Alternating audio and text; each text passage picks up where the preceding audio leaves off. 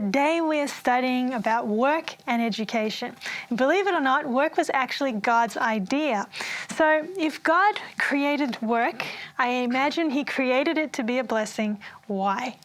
Yeah, good question. And really, for character growth. You know, even before Adam and Eve fell into sin, character growth was a real thing that God desired for Adam and Eve. And we see it because God gave Adam the job to tend the garden, to keep it, to name the animals, to care for the animals. And of course, after the fall, work became more difficult. And that's why sometimes it has a bad connotation in our minds today, because we think of all the difficulties and the challenges. But in reality, that work is a blessing as well, because God designed it to develop our characters, to make us more like him. That's so true. And in the Jewish culture, work also had a very important place. Do you want to comment on that as well? Yeah, so it's just an awesome way how God, sent Jesus, and the way he picked his disciples out. Because in the Jewish culture, you actually have to learn the scriptures. So you have to learn the Jewish Torah first, and you learn the whole Old Testament, and then you apply to be a disciple of a rabbi. So you go down and they hit you with a heap of questions. They say, okay, what's your understanding of this? What's your understanding of this?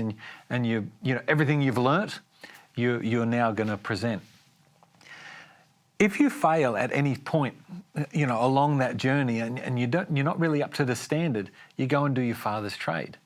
And this is what we find: a whole heap of disciples that Jesus picks is in the middle of doing their father's trade. Like, you've got fishermen, you've got tax collectors, you've got these guys that are actually doing their father's trade, or, not being able to apply. And it's the dream of every child to be able to be a disciple of a rabbi and then one day become a rabbi. Jesus kind of picks these guys that are outcasts and just says, right, you are the guys that I'm choosing to spread the gospel to the world. And, a third of the world are now believing what Jesus taught. That's amazing. Powerful. That'd be very motivating, actually, to think that Jesus picked me, even though I'd failed at something else. He saw value in me. As a Christian, how does my Christian walk with Jesus impact my work ethic? Yeah, great question. I know that when I gave my life back to the Lord at the age of 17, it changed the way that I worked. It changed the way that I operated. Instead of, my manager went away, I can slack off a little bit. It was more like, God's watching, and I'm doing this to serve God and for his honor and glory, not just for the eyes of my manager. And the Bible mentions working as for the Lord and not as for men. And so our level of excellence will be something or we'll want to have a level of excellence for everything that we do, because we realize we serve an excellent God. It's an awesome point. I remember back when I was in Canberra, South New South Wales, we'd go and set up, it would be teen camp, it would be, the big camp that we're having down there, and it's a program of some sort, and it'd be 11:30 at night, and we'd be going, we're so tired, let's just go to bed, and we know the kids come tomorrow, but it's just, just can't be bothered, and then the comment would come out, that dreaded saying.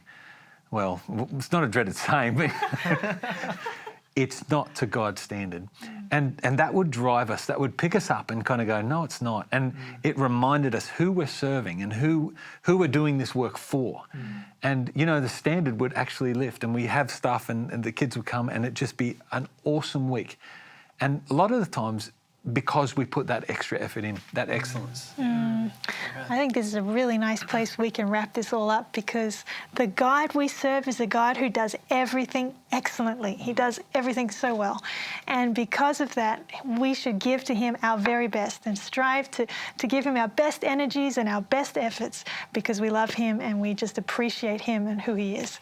So I want to encourage you to continue your study of God's wonderful textbook as we continue our journey in the Bible.